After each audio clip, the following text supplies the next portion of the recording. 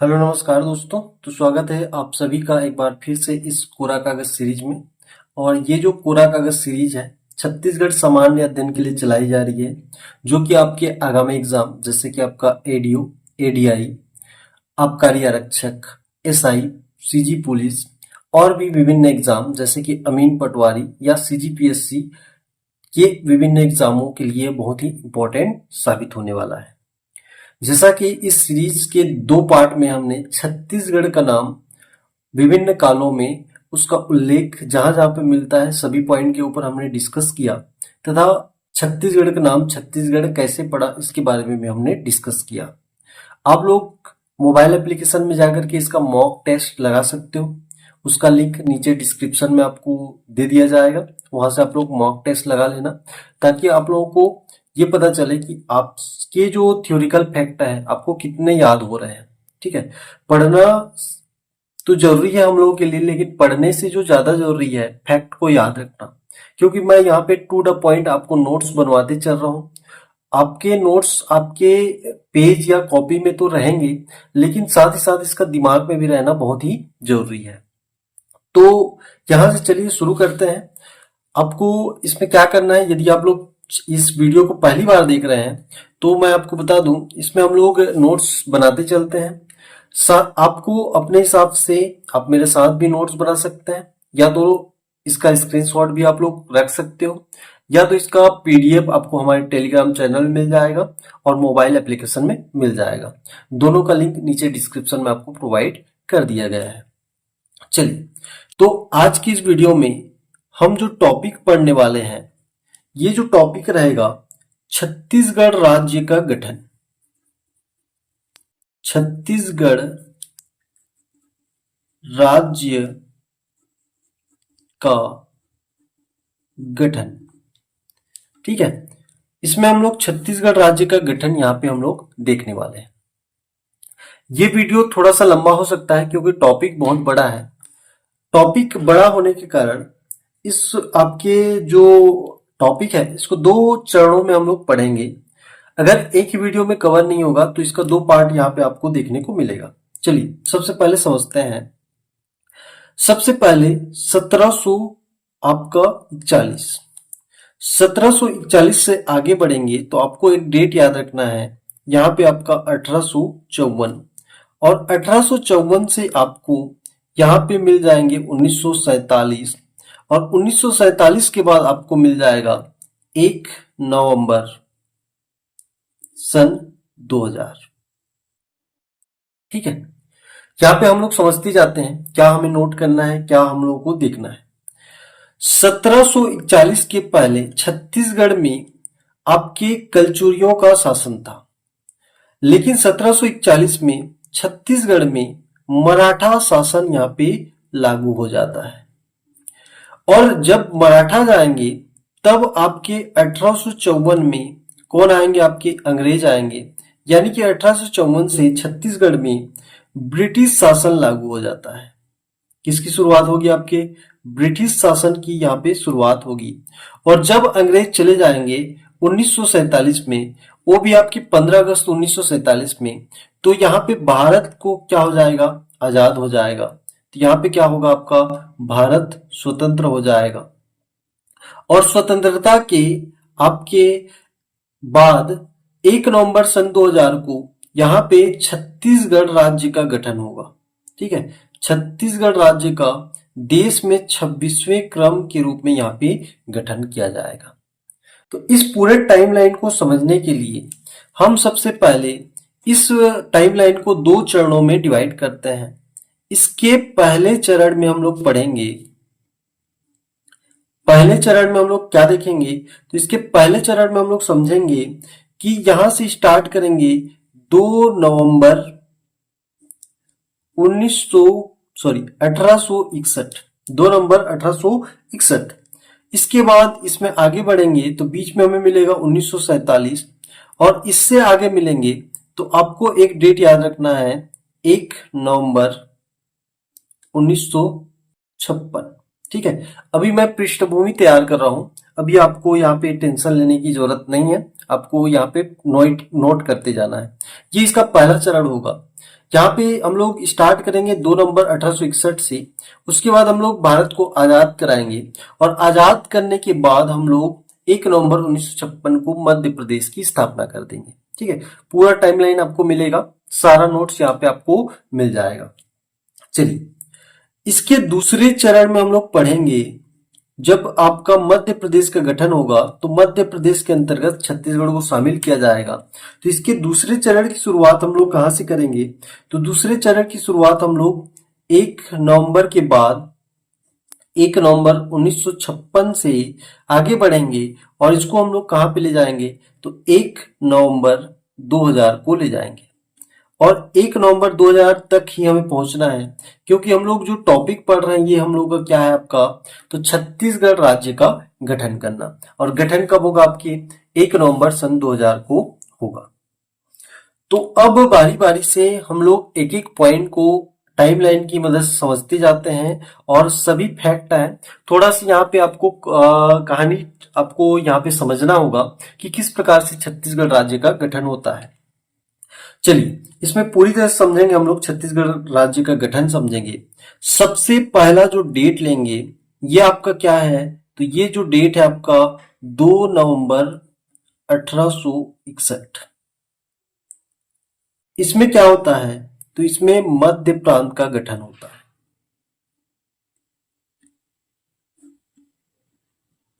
मध्य प्रांत का गठन।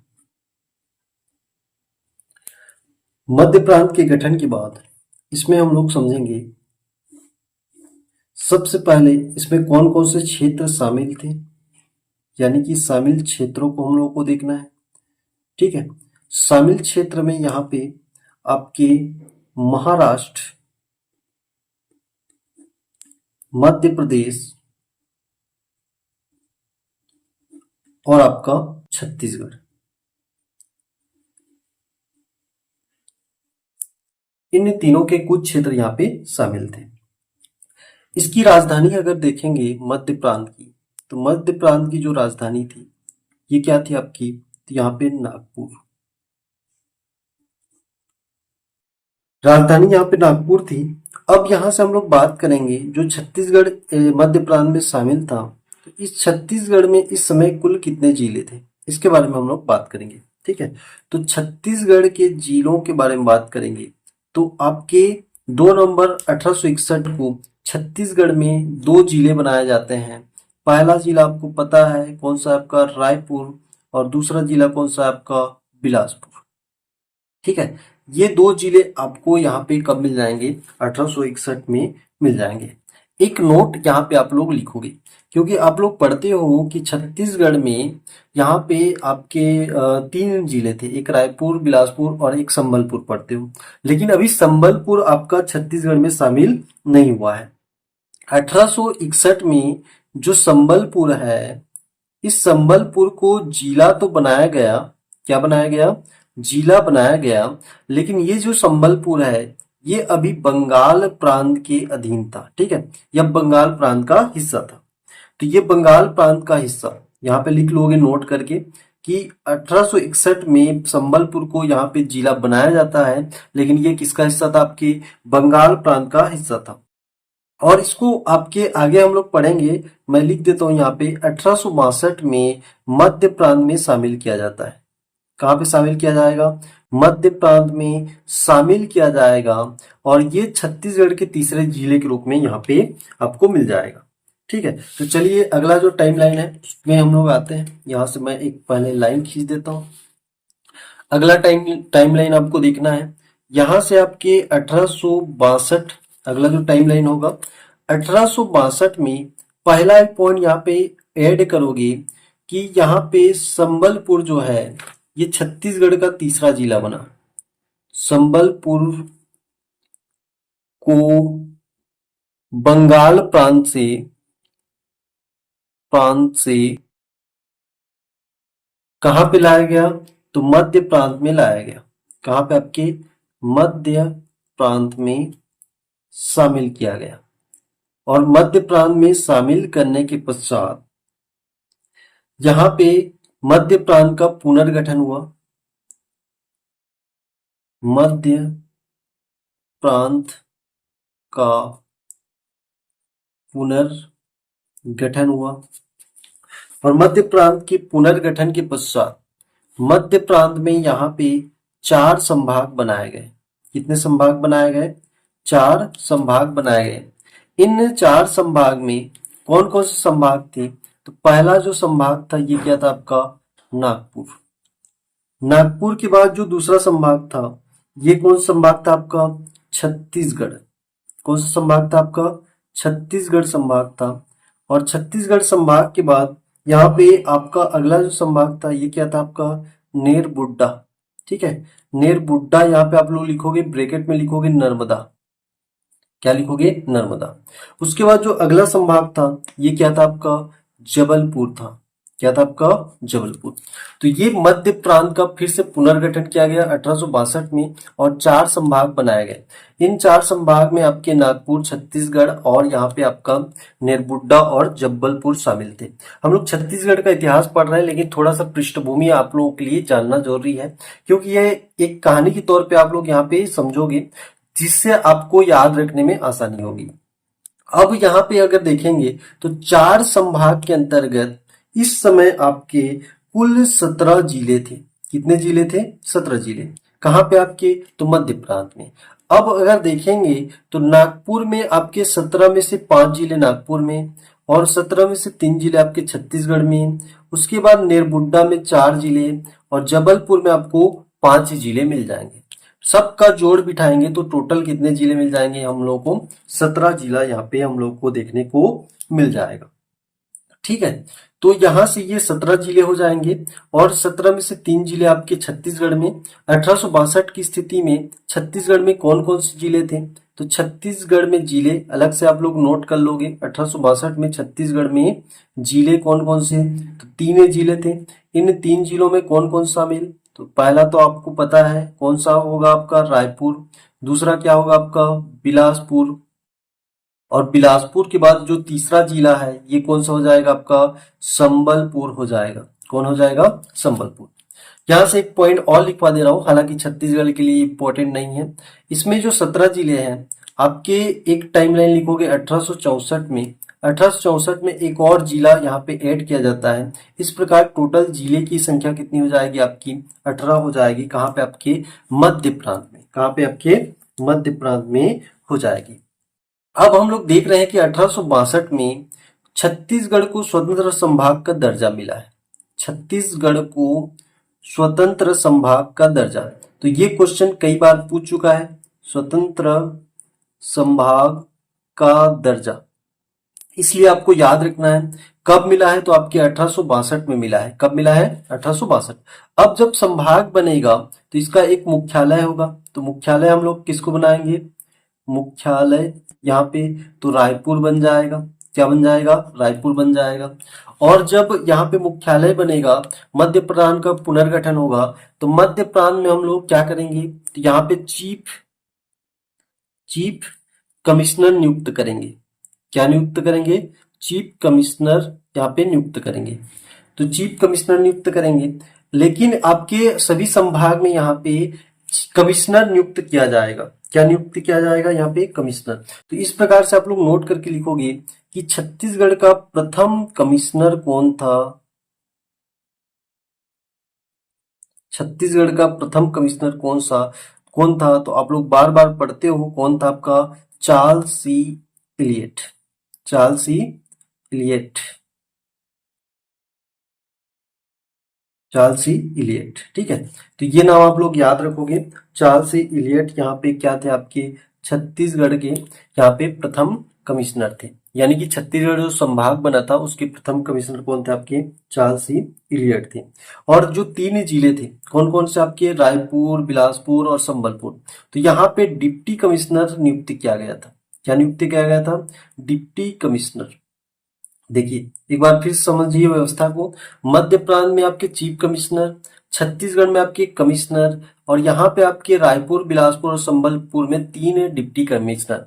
यानी कि हर जिले में एक एक आपको क्या मिल जाएगा? डिप्टी कमिश्नर मिल जाएगा। लेकिन आपको याद क्या रखना है कि प्रथम कमिश्नर कौन थे? तो कौन थे? आपके चार्ल्स इलियट। कई बार आपके एग्जाम में पूछा गया है तो इस पॉइंट को आपको याद रखना है।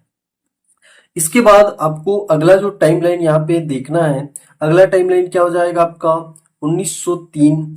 1903 में आपको भारत सरकार द्वारा, हालांकि उतना ज्यादा इंपॉर्टेंट नहीं है लेकिन कहानी को समझने के लिए ये टाइमलाइन बहुत ही इंपॉर्टेंट है। भारत सरकार द्वारा हैदराबाद रियासत से जो एक हिस्सा था इसका, जो कि मराठी भाषी बरार, ठीक है, बरार का नाम आप लोग आगे पढ़ोगे यहाँ पे, तो मराठी भाषी बरार को लीज कर दिया गया या लीज पर लिया गया, और इसकी जो कमिश्नरी थी, ठीक है, इसकी जो कमिश्नरी थी ये मध्य प्रांत को दे दिया गया। हालांकि अभी भी हिस्सा किसका है, तो अभी भी बरार हिस्सा किसका, आपके हैदराबाद का है। आगे हम लोग बरार को भी मध्य प्रांत में शामिल करेंगे, लेकिन 1903 की स्थिति में ये जो बरार है अभी हैदराबाद का हिस्सा है। भारत सरकार यानी कि जो गवर्नमेंट थी वो आपके हैदराबाद से यहाँ पे मराठी भाषी बरार को लीज कर देता है, और इसकी कमिश्नरी किसको दे देता है, मध्य प्रांत को दे देता है। तो यहां तक आपको समझ में आ गया होगा। इसके आगे हम लोग बढ़ते हैं, ठीक है। तो इसमें आगे हम लोग देखेंगे, यहाँ पे जो अगला जो टाइमलाइन हम लोग को यहाँ पे देखने को मिलेगा, ये अगला टाइमलाइन क्या मिल जाएगा आपका 1905। और 1905 में आपको सभी को पता है कि यहाँ पे क्या होता है, आपका बंगाल विभाजन होगा। क्या होगा आपका, बंगाल विभाजन, ठीक है। तो बंगाल विभाजन में दो तरीके से इसको याद रखने हैं, बहुत ही इंपॉर्टेंट है। ये आपके स्टैटिक जीके में पूछा जाता है, बंगाल विभाजन कब हुआ है, तो आपको क्या बताना है, 1905 को बताना है। आपको बंगाल विभाजन कब हुआ है, तो 1905 को बताना है। इसमें पहला जो आपको लिखना है, छत्तीसगढ़ क्षेत्र के फिर से यहाँ पे मध्य प्रांत का क्या होगा, पुनर्गठन होगा।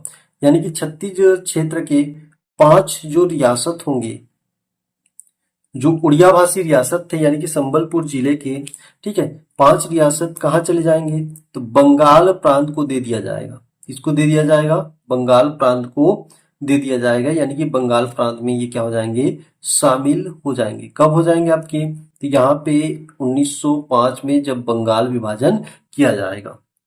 5 उड़िया भाषी जो रियासत थी, वो रियासत कहाँ चली जाएगी, आपके बंगाल प्रांत में चली जाएगी, क्योंकि उड़ीसा उस समय आपके बंगाल प्रांत का हिस्सा था।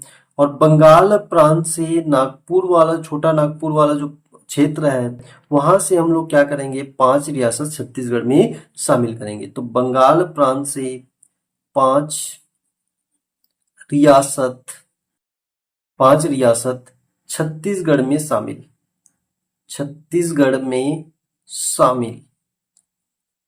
ठीक है। 5 रियासत कहाँ पे शामिल हो जाएंगे, छत्तीसगढ़ में। छत्तीसगढ़ से 5 रियासत हम लोग क्या करेंगे, तो ऊपर तरफ यहाँ पे भेज देंगे, और वहां से बंगाल प्रांत से हम लोग 5 रियासत ले आएंगे। अब ये रियासत कौन कौन सी है, इसको आप लोगों को याद रखना है। तो सबसे पहले जो छत्तीसगढ़ से यहाँ पे बंगाल प्रांत में जाती है, जिला कौन सा आपका, तो जिला पूरा आपका संबलपुर हो जाएगा। संबलपुर जिले के 5 यहाँ पे जो रियासत थी। अब इसको याद कैसे रखेंगे, तो इसको याद रखने का जो ट्रिक है मैं आप लोगों को बता दे रहा हूँ। ट्रिक के माध्यम से आप लोग याद रख सकते हो 5 रियासत को, ठीक है। तो ये जो आपका ट्रिक है, इसमें आपको याद रखना है बाकी परसों। क्या याद रखना है आपको, बाकी परसों। अब बाकी परसों से हम लोग इसको डिकोड करेंगे, तो यहाँ पे आपको पहला जो मिलेगा, ये मिलेगा आपको बामरा। क्या मिलेगा आपको, बामरा, ठीक है। की से आपको याद रखना है, क से आपको कालाहंडी मिलेगा, कालाहंडी, ठीक है, कालाहंडी आपको मिल जाएगा। उसके बाद प से आपको पटना याद रखना है। क्या याद रखना है आपको, पटना। उसके बाद र से आपको रायराखोल याद रखना है, रायराखोल याद रखना है, ठीक है। और उसके बाद सो से आपको सोनपुर याद रखना है। तो ये जो 5 रियासत हैं, ये आपके कहाँ चले जाएंगे, आपके बंगाल प्रांत में चले जाएंगे।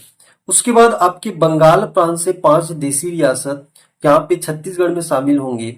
और ये जो आगे हम लोग जिला भी बनाएंगे, ठीक है, अभी तो जिला नहीं बने हैं। तो फिलहाल ये जो क्षेत्र है सरगुजा, अभी वर्तमान का सरगुजा संभाग के जो 5 रियासत हैं, वो 5 रियासत कहाँ पे शामिल हो जाएंगे, छत्तीसगढ़ में शामिल हो जाएंगे। अब यहाँ पे इसको याद रखने के लिए हम जो ट्रिक यूज करेंगे, ये ट्रिक क्या होगा, तो इसमें आपको याद रखना है उसको जांचो, ठीक है, उसको जांचो, ये आपको ट्रिक यहाँ पे याद रखना है। अब इसको डिकोड करते हैं तो उ से क्या हो जाएगा, उदयपुर हो जाएगा, ठीक है। स से क्या हो जाएगा, आपको पता है सरगुजा हो जाएगा, सरगुजा रियासत। उसके बाद को से क्या हो जाएगा, कोरिया रियासत। कौन सी रियासत, कोरिया रियासत। उसके बाद जा से आपको जसपुर याद रखना है, क्या याद रखना है आपको, जसपुर।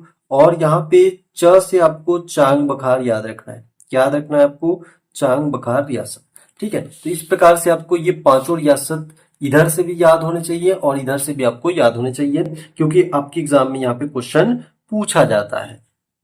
अब यहाँ पे आपके छत्तीसगढ़ में जिलों का पुनर्गठन किया जाएगा, ठीक है। यहाँ पे एक नोट करके लिखोगे, छत्तीसगढ़ में जिलों का पुनर्गठन होगा, जिलों का पुनर्गठन होगा। अब पुनर्गठन क्यों होगा, क्योंकि हम लोग बंगाल विभाजन किए, तो हम लोग पहले बंगाल विभाजन के पहले हमारे पास 3 जिले थे। 3 जिले में एक बिलासपुर, दूसरा रायपुर, तीसरा क्या था आपका संबलपुर। लेकिन संबलपुर जो जिला था ये तो बंगाल प्रांत में चला गया, ठीक है। ये अगर मैं देखूंगा, अभी बताऊंगा, तो अभी वर्तमान छत्तीसगढ़ कुछ इस प्रकार से आपको 5 संभाग के साथ मिलता है। ये सरगुजा, उसके बाद ये बिलासपुर, उसके बाद ये रायपुर, उसके बाद ये बस्तर, और इधर आपको दुर्ग मिल जाएगा, ठीक है। ये 5 संभाग के अंतर्गत मिलता है। 1905 के पहले ये संबलपुर वाला एरिया, यानी कि ये जो आपको एरिया दिख रहा है ये आपका छत्तीसगढ़ था। ऊपर वाला ये बंगाल प्रांत के अंतर्गत आता था, सरगुजा वाला। तो यहाँ से इसको हम लोग छोटा नागपुर वाले क्षेत्र से 5 संभाग उठा लेंगे, और ये जो संबलपुर वाला क्षेत्र है इसको हम लोग बंगाल प्रांत को दे देंगे।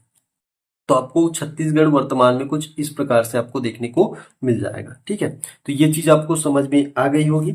इसके बाद आगे बढ़ते हैं, तो हम लोग क्या देख रहे थे, छत्तीसगढ़ में जिलों का पुनर्गठन। तो यहाँ पे संबलपुर उड़ीसा में जाएगा, संबलपुर जो जिला है ये कहाँ पे चला जाएगा, उड़ीसा में चला जाएगा। और उड़ीसा में जाने के बाद यहाँ पे एक घोषणा कर दी जाती है, यानी कि जिला बना दिया जाता है किसको, आपके दुर्ग को। किसको बना दिया जाएगा, अगला जिला यहाँ पे आपको दुर्ग देखने को मिल जाएगा, ठीक है। तो आपके रायपुर को काट करके कौन सा जिला बनाया गया, यहाँ पे दुर्ग जिला बनाया जाता है। अब यहाँ पे आपको 1905 में ही 1905 में ही आपको नोट करना है, छत्तीसगढ़ का स्पष्ट मानचित्र आपको दिख जाएगा, ठीक है। छत्तीसगढ़ का स्पष्ट मानचित्र, तो यहाँ पे क्वेश्चन पूछा जाता है कि छत्तीसगढ़ का स्पष्ट मानचित्र कब देखने को मिलता है, तो आपके 1905 में देखने को मिलता है। अब 1905 की स्थिति में छत्तीसगढ़ में 3 जिले, कितने जिले, 3 जिले और 14 देसी रियासत थी। कितनी देसी रियासत, 14 देसी रियासतें थी, ठीक है। तो ये चीज आप लोगों को यहाँ पे याद होने चाहिए। ये आपके बंगाल विभाजन में इतने पॉइंट आपको याद रखना है। उसके बाद आपके नोट करके यहाँ पे लिखोगे, अगला जो टाइमलाइन यहाँ पे हम लोग देखेंगे, ये टाइमलाइन क्या होगा आपका, तो ये टाइमलाइन होगा 1 जनवरी 1906, जो घोषणा किया गया था दुर्ग जिला बनाने की। तो दुर्ग जिला को तीसरा जिला बनाया जाता है, यानी कि दुर्ग जिला अस्तित्व में आता है। दुर्ग जिला किसमें आएगा, आपके अस्तित्व में तीसरे जिले के रूप में यहाँ पे छत्तीसगढ़ में अस्तित्व में लाया जाता है। इतना क्लियर हो गया होगा। इसके बाद हम लोग यहाँ पे समझेंगे आगे, और आगे हम लोग यहाँ पे जो टाइमलाइन लिखेंगे, ये टाइमलाइन क्या होगा हम लोग का, यहाँ पे 1918, कौन सा होगा आपका, 1905 के बाद 1918। 1918 में आपको यहाँ पे एक फेमस व्यक्ति मिलेंगे जिनका नाम क्या है आपका, पंडित सुंदरलाल शर्मा, पंडित सुंदरलाल शर्मा। और पंडित सुंदरलाल शर्मा की एक यहाँ पे रचना है जिसका नाम क्या है आपका, पांडुलिपि। क्या है आपका, पांडुलिपि। और इसी पांडुलिपि में इन्होंने छत्तीसगढ़ का स्पष्ट मानचित्र बनाया था, छत्तीसगढ़ का स्पष्ट मानचित्र खींचा था, यानी कि बनाया था। इसी कारण जो पंडित सुंदरलाल शर्मा है, इनको क्या कहा जाता है आपके, तो छत्तीसगढ़ का प्रथम स्वप्न दृष्टा कहा जाता है। छत्तीसगढ़ का प्रथम स्वप्न दृष्टा या कल्पनाकार या संकल्पनाकार कह सकते हैं, संकल्पनाकार, तो ये क्वेश्चन आपसे कई बार पूछा गया है कि छत्तीसगढ़ के प्रथम स्वप्न दृष्टा कल्पनाकार कौन है, तो आपको क्या बताना है, पंडित सुंदरलाल शर्मा बताना है। ठीक है, इतना पॉइंट आपको यहाँ पे याद होने चाहिए। तो ये पॉइंट एक बार आपके व्यापम में पूछा गया था, ये क्या बोलते हैं, जब कांग्रेस की गवर्नमेंट थी तब उस समय, कि आपके छत्तीसगढ़ की प्रथम स्वप्न दृष्टा कौन है, तो उसमें खूब चंद बघेल को लिया गया था। तो आपको देख लेना है, लेकिन अगर पूछा जाए कि छत्तीसगढ़ का प्रथम स्वप्न दृष्टा कौन है, तो आपको क्या लेना है आंसर, पंडित सुंदरलाल शर्मा को लेना है। उसके बाद यहाँ पे अगला जो टाइमलाइन है ये कौन सा आपका 1924 है। 1924 में आपको रायपुर जिला रायपुर जिला राजनीतिक परिषद द्वारा राजनीतिक परिषद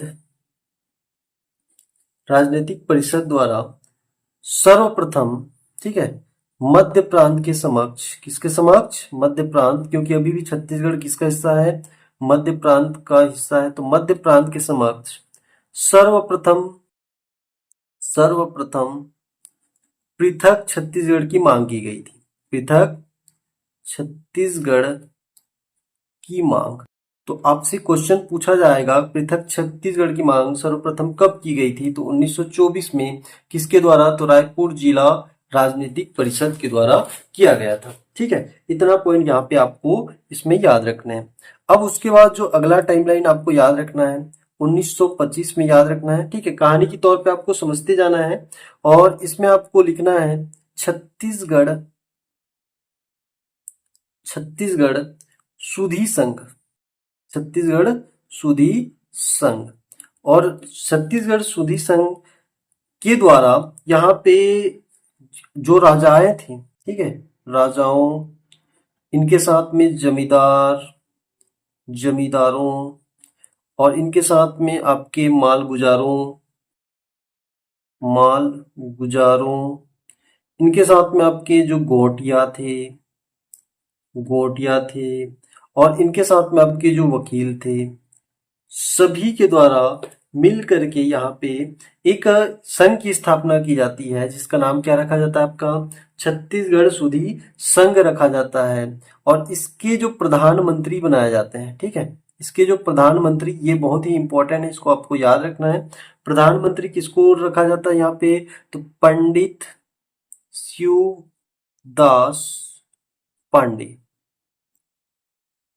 पंडित शिवदास पांडे, इनको क्या रखा जाता है, इसका प्रधानमंत्री। और इस संघ का उद्देश्य क्या था, इस संघ का उद्देश्य क्या था, तो इस संघ का उद्देश्य था छत्तीसगढ़ की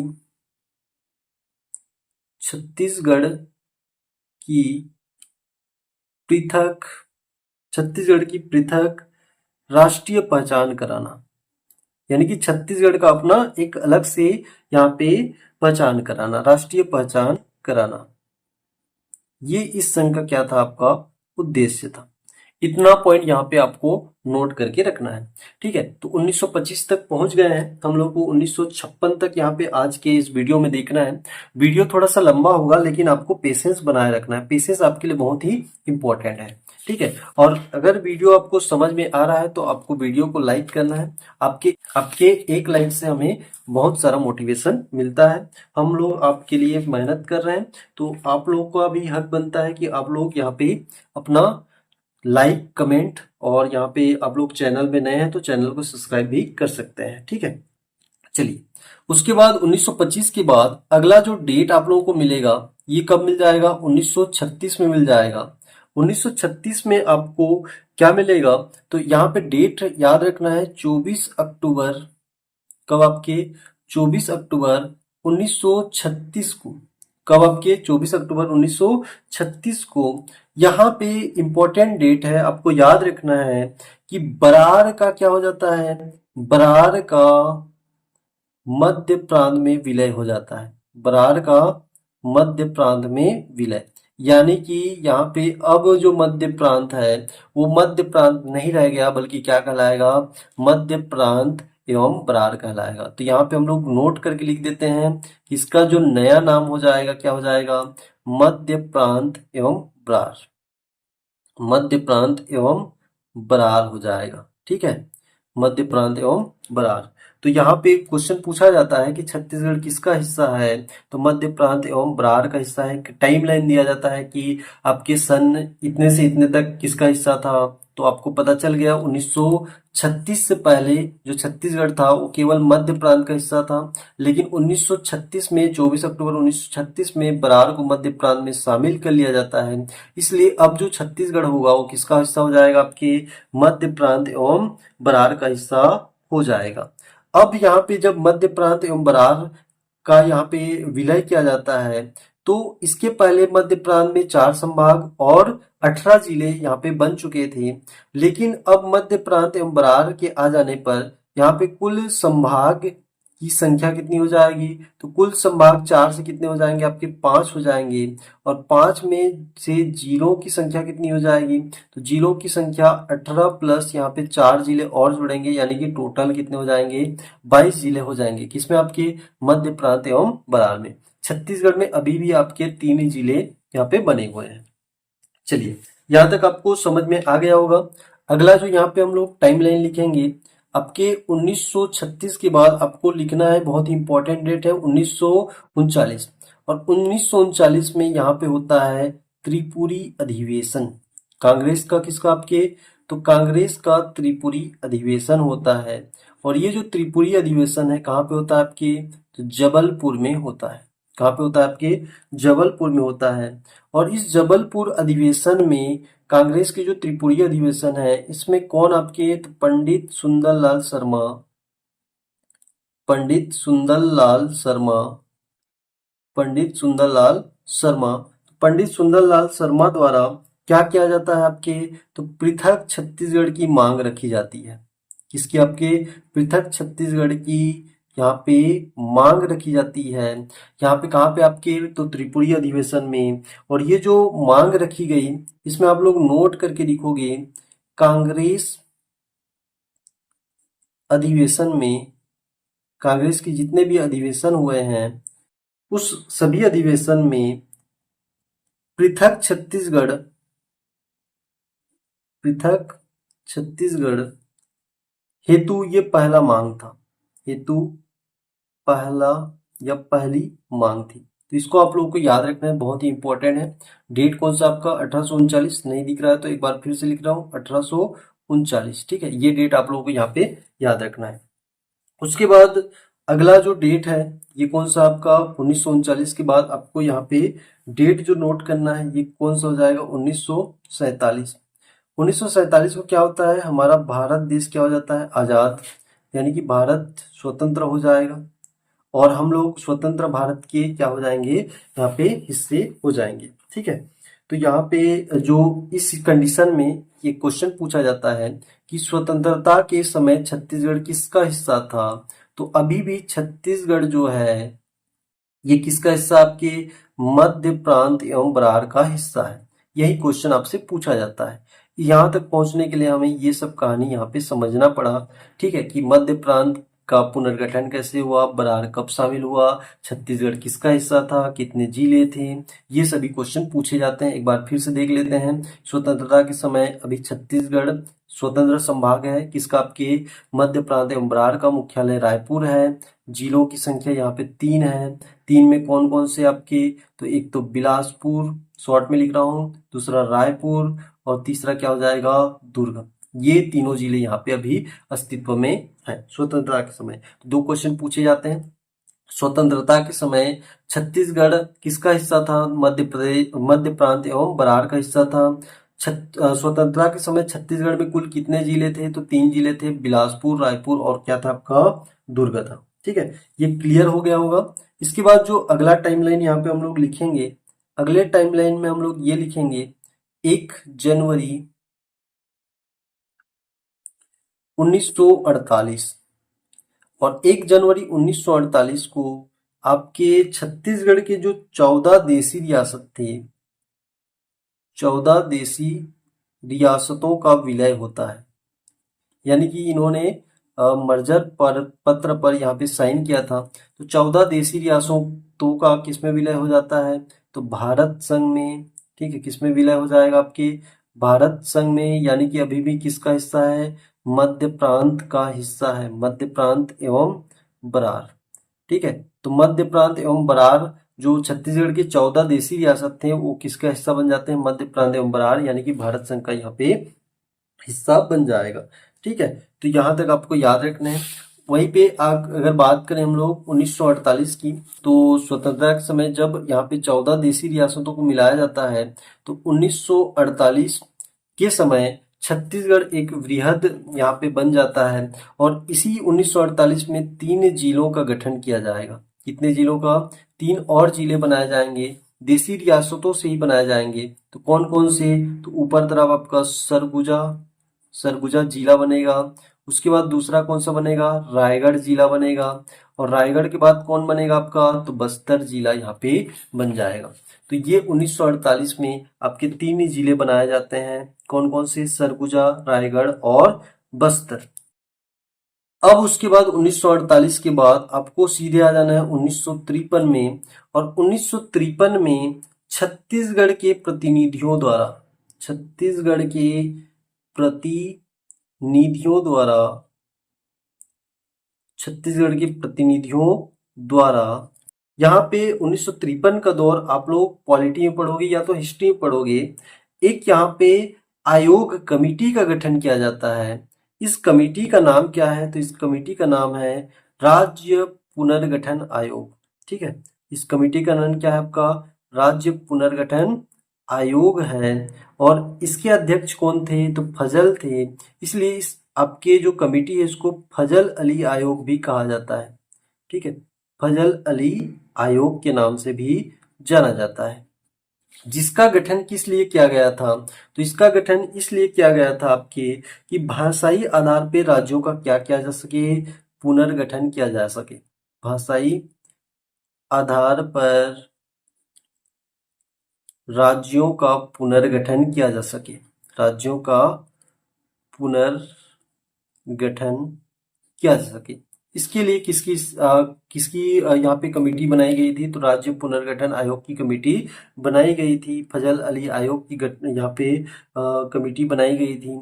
और इस कमेटी के जो अध्यक्ष थे, अध्यक्ष मैंने बता दिया है, यहाँ पे आपको याद रखना है, फजल अली इसके अध्यक्ष हैं, फजल अली इसके अध्यक्ष हैं। और इसके सदस्य को भी पूछता है, मैं यहाँ पे लिखवा दे रहा हूँ। सदस्य में 2 सदस्य शामिल थे। पहला जो सदस्य था ये कौन था आपका, हृदयनाथ, हृदयनाथ कुंजरू, हृदयनाथ कुंजरू ये पहला सदस्य। और जो दूसरा सदस्य आपको मिलेगा, दूसरा सदस्य आपको मिल जाएगा, ये कौन मिल जाएंगे आपके, के एम, के एम पडिक्कर, के एम पडिक्कर। ठीक है, तो ये 2 नाम आपको यहाँ पे नोट करके रखना है। इतना क्लियर हो गया।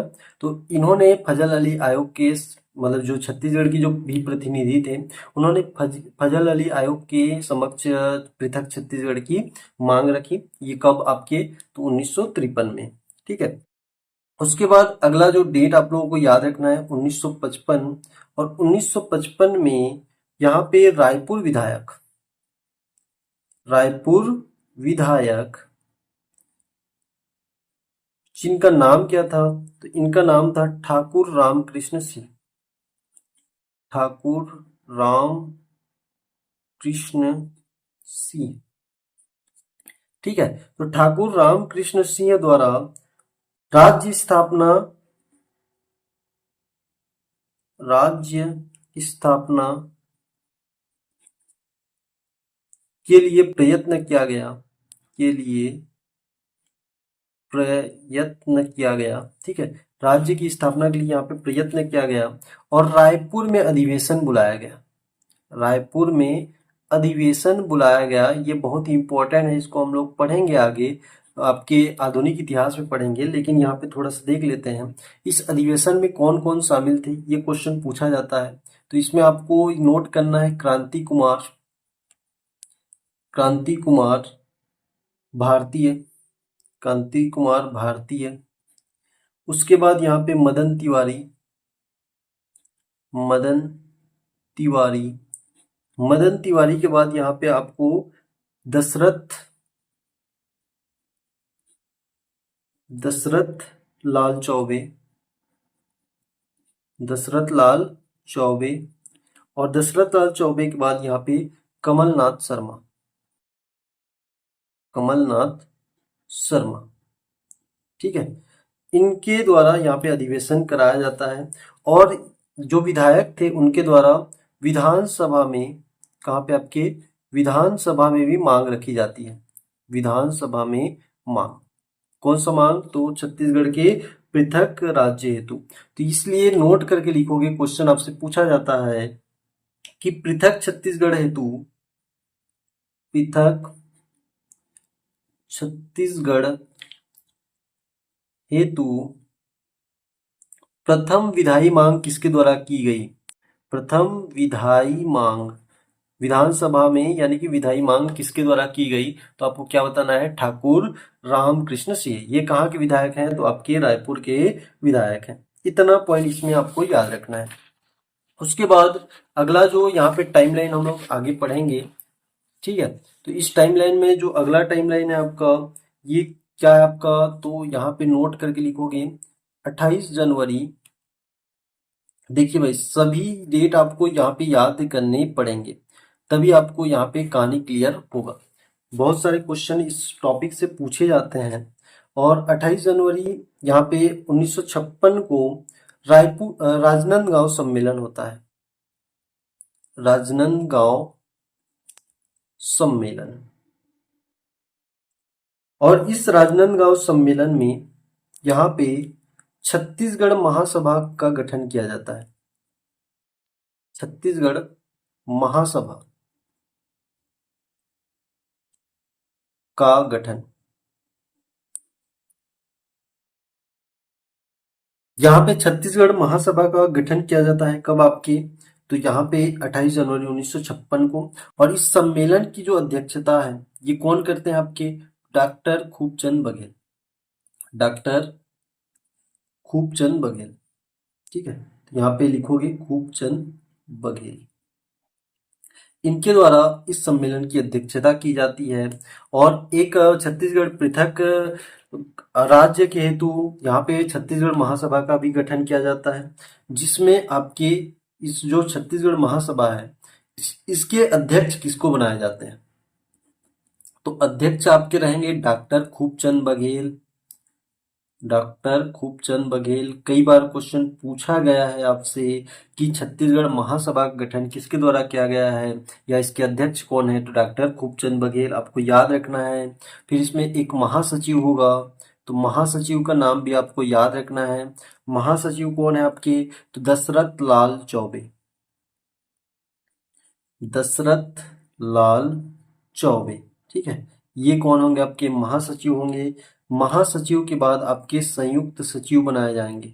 संयुक्त सचिव बनाए जाएंगे। तो संयुक्त सचिव में आपको दो नाम याद रखना है। तो यहाँ पे कौन कौन से? पहला नाम को हरि ठाकुर, हरि ठाकुर, एवं दूसरा नाम क्या मिलेगा आपको? तो केयर भूषण, केयर भूषण, ठीक है। ये दो नाम आपको यहाँ पे याद रखना है। और इस जो महासभा है, इसके द्वारा प्रस्ताव क्या दिया जाता है? तो प्रस्ताव ये दिया जाता है कि छत्तीसगढ़ पृथक राज्य, ठीक है, छत्तीसगढ़ पृथक राज्य की मांग किसको दी जाती है? तो सरकार, गवर्नमेंट को यहाँ पे दी जाती है। इतना आपको यहाँ पे याद रखना है, बहुत ही इंपॉर्टेंट है। 28 जनवरी 1956 में राजनांदगांव में सम्मेलन होता है। इसकी अध्यक्षता डॉक्टर खूबचंद बघेल करते हैं। और इसी सम्मेलन में छत्तीसगढ़ महासभा का गठन किया जाता है, जिसके अध्यक्ष डॉक्टर खूबचंद बघेल को बनाया जाता है। महासचिव दशरथ लाल चौबे होंगे। संयुक्त सचिव में दो नाम है, हरि ठाकुर और केयर भूषण। बहुत ही इंपॉर्टेंट है, आपके एग्जाम में क्वेश्चन पूछे जाते हैं। इसके बाद आपके नोट करके लिखोगे 1 नवंबर 1956, 1 नवंबर 1956। और 1 नवंबर 1956 को क्या होता है? आप सभी को पता है कि मध्य प्रदेश का गठन होगा। मध्य प्रदेश का गठन, ठीक है। तो मध्य प्रदेश का गठन होने के बाद यहाँ पे फिर से राज्यों का पुनर्गठन होता है 1 नवंबर 1956 को। तो इसमें मध्य प्रदेश का गठन होगा। और अब जो छत्तीसगढ़ है, ये मध्य प्रांत का हिस्सा नहीं बल्कि किसका हिस्सा हो जाएगा? मध्य प्रदेश का हिस्सा। छत्तीसगढ़ मध्य प्रदेश का हिस्सा हो जाएगा। ठीक है, अब छत्तीसगढ़ को मध्य प्रदेश में शामिल कर दिया जाएगा, मध्य प्रदेश का हिस्सा हो जाएगा। तो यहां से भी क्वेश्चन पूछा जाता है कि 1 नवंबर 1956 की स्थिति में या जब मध्य प्रदेश का गठन हुआ तब की स्थिति में छत्तीसगढ़ में कुल कितने जिले थे।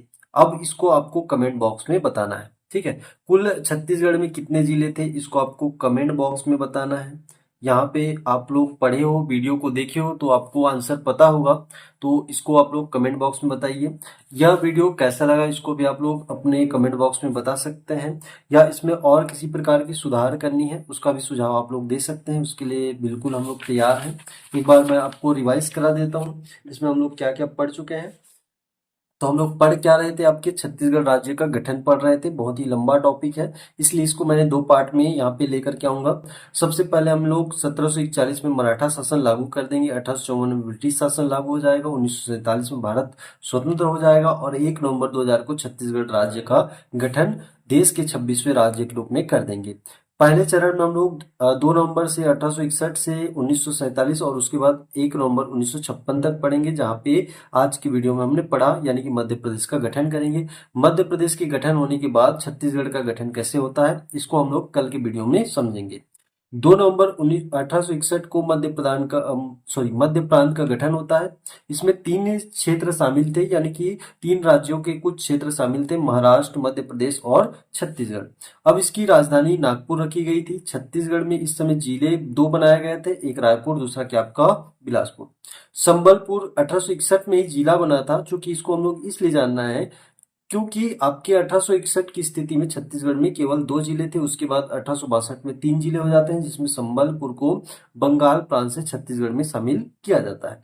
यहाँ पे 1862 में मध्य प्रांत में ये शामिल हो जाता है, कौन आपका संबलपुर। ठीक है, उसके बाद 1862 में संबलपुर को बंगाल प्रांत से मध्य प्रांत में शामिल किया जाता है और इसको छत्तीसगढ़ का अगला जिला बनाया जाता है, जिसमें आपके मध्य प्रांत में 4 संभाग कौन कौन से, नागपुर, छत्तीसगढ़, नेरबुड्डा और जबलपुर, इनको यहाँ पे बनाया जाता है। नागपुर में 5 जिले, छत्तीसगढ़ में 3 जिले, नेरबुड्डा में यानी कि नर्मदा में 4 जिले और जबलपुर में आपके 5 जिले। टोटल जिलों की संख्या कितनी हो जाएगी, यहाँ पे 17 हो जाएगी। 1864 में एक और जिला बनाया जाता है, जिसके बाद ये संख्या 17 से बढ़कर 18 हो जाती है। छत्तीसगढ़ में कुल जिले कितने थे, 3 थे, रायपुर, बिलासपुर और कौन, आपका संबलपुर। तीनों जिलों में आपको डिप्टी कमिश्नर देखने को मिलेगा। मध्य प्रांत में आपको चीफ कमिश्नर देखने को मिलेगा और जो संभाग है यानी कि छत्तीसगढ़ है इसमें आपको कमिश्नर देखने को मिलेगा। इसका मुख्यालय रायपुर होगा और कमिश्नर जो प्रथम कमिश्नर है इसका नाम कई बार पूछा जा चुका है, ये क्या बताना है आपको, चार्ल्स सी इलियट बताना है। 1903 में उतना इंपॉर्टेंट नहीं है लेकिन आपको याद रखना है, भारत सरकार द्वारा हैदराबाद रियासत को लीज किया जाता है और यहाँ पे मराठी भाषी जो बरार क्षेत्र है उसको लीज पर रखा जाता है और इसकी कमिश्नरी मध्य प्रांत को दे दी जाती है। ठीक है, इतना पॉइंट इसमें हम लोग देखे थे। उसके बाद 1905 का यहाँ पे घटनाक्रम हम लोग समझते हैं। 1905 में बंगाल विभाजन होता है, तो छत्तीसगढ़ की 5 रियासत को बंगाल प्रांत में और बंगाल प्रांत के 5 रियासत को छत्तीसगढ़ में यहाँ पे शामिल किया जाता है। ट्रिक के माध्यम से मैंने आपको बता दिया है कैसे आपको नाम याद रखना है। ठीक है, दोनों का ट्रिक मैंने बता दिया है। यहाँ पे एक बामरा, कालाहांडी, पटना, रायराखोल, सोनपुर ये आपके बंगाल प्रांत में चले जाते हैं और बंगाल प्रांत से उदयपुर, सरगुजा, कोरिया, जसपुर और चांगबखार रियासत छत्तीसगढ़ में शामिल हो जाती है। छत्तीसगढ़ में जिलों का पुनर्गठन होता है और संबलपुर को उड़ीसा में शामिल कर दिया जाता है और दुर्ग को नया जिला बनाने की घोषणा की जाती है। यहाँ से आपके 1905 में ही बहुत ही इंपॉर्टेंट पॉइंट है, छत्तीसगढ़ का स्पष्ट मानचित्र आपको देखने को मिल जाएगा। इस समय छत्तीसगढ़ में 3 जिले और 14 देशी रियासत थी। ठीक है, उसके बाद अगला जो फैक्ट है, 1 जनवरी 1906 को दुर्ग को तीसरा जिला बनाया जाता है, अस्तित्व में आता है और 1918 में पंडित सुंदरलाल शर्मा द्वारा अपनी रचना पांडुलिपि में छत्तीसगढ़ का स्पष्ट मानचित्र खींचा जाता है। इसलिए छत्तीसगढ़ का प्रथम स्वप्नदृष्टा किसे कहा जाता है, आपके पंडित सुंदरलाल शर्मा को कहा जाता है। 1924 में रायपुर जिला राजनीतिक परिषद द्वारा मध्य प्रांत के समक्ष सर्वप्रथम पृथक छत्तीसगढ़ की मांग की जाती है। तो ये क्वेश्चन आपसे पूछ सकता है कि सर्वप्रथम पृथक छत्तीसगढ़ की मांग किसके द्वारा की गई, तो रायपुर जिला राजनीतिक परिषद द्वारा की गई।